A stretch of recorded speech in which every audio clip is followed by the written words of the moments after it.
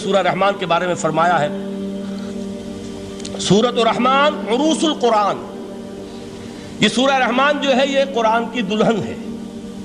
جیسے دلہن کو آپ خوشنما لباس پہناتے ہیں، آراستہ پیراستہ اس کو گہنے اور اس کو زیور پہناتے ہیں، تو جس طریقے سے سجاتے ہیں آپ دلہن کو، اللہ تعالیٰ نے ایک سورت قرآن مجید میں یہ ایسی رکھی ہے سورہ رحمان کہ اسے خوب سجایا ہے.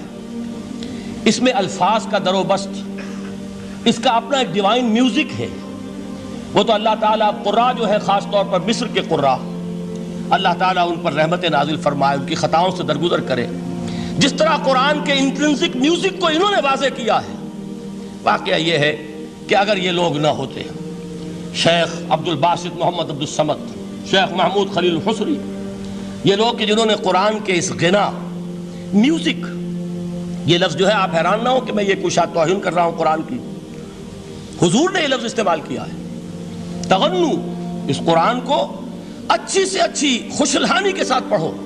من لم یتغن بالقرآن فلیس منا، جو قرآن کو بہتر سے بہتر انداز میں، اچھی سے اچھی آواز میں، خوشلحانی کے ساتھ پڑھنے کی کوشش نہیں کرتا، وہ ہم میں سے نہیں ہے. بلکہ ایک مرتبہ حضور رات کے وقت آپ گشت پر تھے اپنے ساتھیوں کے حالات معلوم کرنے کے لیے. حضرت ابو موسیٰ اشعری رضی اللہ تعالیٰ عنہ ایک صحابی ہیں، ان کے گھر کے پاس سے گزر ہوا. وہ رات کو تہجد پڑھ رہے تھے، کھڑے ہوئے کیف کے عالم میں قرآن تلاوت کر رہے ہیں. حضور کو بہت پسند آئی ان کی قرات، کافی دیر تک وہاں کھڑے سنتے رہے. اب انہیں کیا پتا کون سن رہا ہے. بالکل اسی طرح سمجھ لیجئے ایک بات یاد آئی ہے. حضور فرماتے ہیں کہ جس طرح کان لگا کر اللہ قرآن کو سنتا ہے، کسی چیز کو نہیں سنتا. ہمیں نظر نہیں آتا نا، ہمیں معلوم نہیں. ہم قرآن پڑھ رہے ہیں تو سننے والا کون ہے؟ سب سے زیادہ کان لگا کر خود اللہ. یہاں اس لیے مجھے یاد آیا کہ ابو موسیٰ اشعری کو کیا پتا تھا کہ کون سن رہا ہے. وہ اپنی کیفیت میں نماز میں تہجد میں قرآن کی تلاوت کر رہے تھے. اور ظاہر بات ہے ان کے گھر ایکڑوں میں بنے ہوئے نہیں تھے، ایک ایک کمرہ، ایک ایک کوئی حجرہ، ایسے ہی تو گھر تھے نا صحابہ کے. لہذا حضور پاس سے گزرے، آواز آئی، کافی دیر سنتے رہے.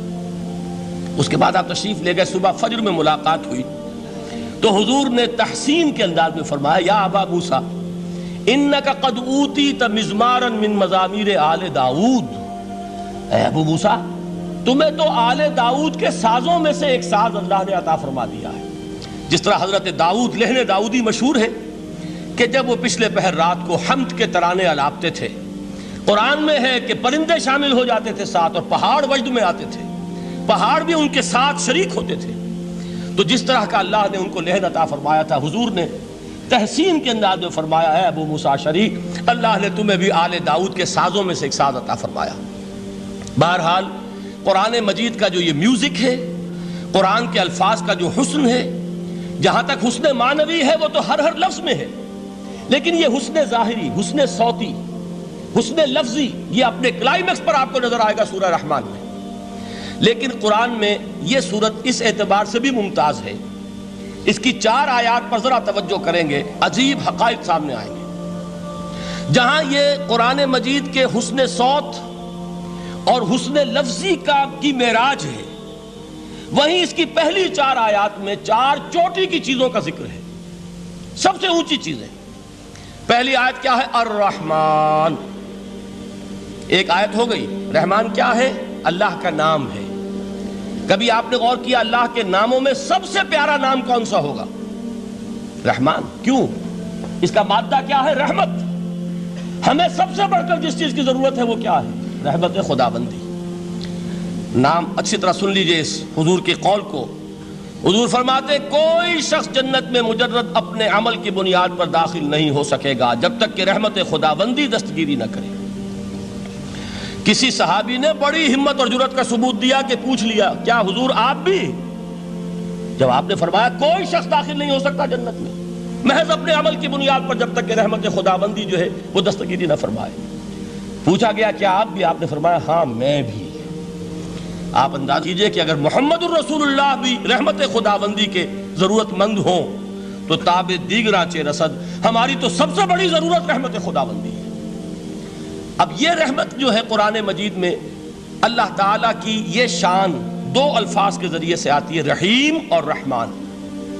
اور کوئی مادہ نہیں ہے جس سے 2 نام بنتے ہوں اللہ کے. لیکن یہ مادہ ہے واحد رحمت کا کہ جس سے رحمان بھی ہے رحیم بھی ہے۔ رحیم صفت مشبہ ہے، رحمت دائم ہو جائے گی، مستقل ہوگی تو رحیم کہیں گے، اور رحمان اس میں رحمت کی ہے وہ شان ہے کہ جیسے ٹھاٹھے مارتا ہوا سمندر ہو، ہیجان کی کیفیت، طوفانی کیفیت، رحمت خداوندی کا طوفانی جوش، وہ ہے رحمان۔ آپ تو رہتے اس علاقے میں ہیں، آپ کو معلوم ہے عرب اگر بھوکا مرا جا رہا ہو تو کیا کہے گا؟ انا جوعان۔ پیاسا مرا جا رہا ہو انا عطشان۔ بہت غضبناک ہوگا غضبان، غضبان آصفہ قرآن میں آیا ہے، بہت غضبناک۔ رحمان جس کی رحمت جو ہے جوش میں ہے، ٹھاٹھے مارتے ہوئے سمندر کے مانند۔ تو یہ اللہ تعالیٰ کے ناموں میں سب سے پیارا نام۔ اب آگے چلیے، الرحمن علم القرآن، رحمان نے قرآن سکھایا۔ رحمت خداوندی کا سب سے بڑا مظہر، رحمان کی رحمانیت کا سب سے بڑا مظہر قرآن ہے۔ ان میں جو منطقی ربط ہے اس کو سمجھتے جائیے۔ اچھا آپ یہ سوچئے، جو علم بھی انسان کو حاصل ہوا وہ کس نے دیا؟ اللہ نے۔ سائنس کا علم کس نے دیا؟ اللہ نے۔ علم آدم الاسماء کلہا، وہ علم الاسماء جو حضرت آدم کو دے دیا گیا تھا ازل میں، یہ اسی کا ظہور ہے، یہ اسی کی ایکسفولیشن ہے جو ہو رہی ہے اور ہوتی رہے گی ابھی۔ اور دوسرے علم ہے وہ کس نے دی؟ اللہ نے دی۔ لا یحیطون بشیء من علمہ الا بما شاء، مخلوق میں سے کوئی اللہ کے علم میں سے کسی شے کا احاطہ نہیں کر سکتا مگر وہ جتنا اللہ دینا چاہے۔ لیکن یہ کہ تمام علوم میں چوٹی کا علم قرآن۔ نوٹ کرتے جائیے، اب چوٹی کی چیزیں جمع کیجیے۔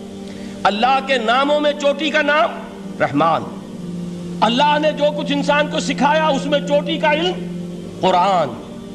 خلق الانسان، انسان کو پیدا فرمایا۔ سوال یہ کہ حیوانات کو کس نے پیدا فرمایا؟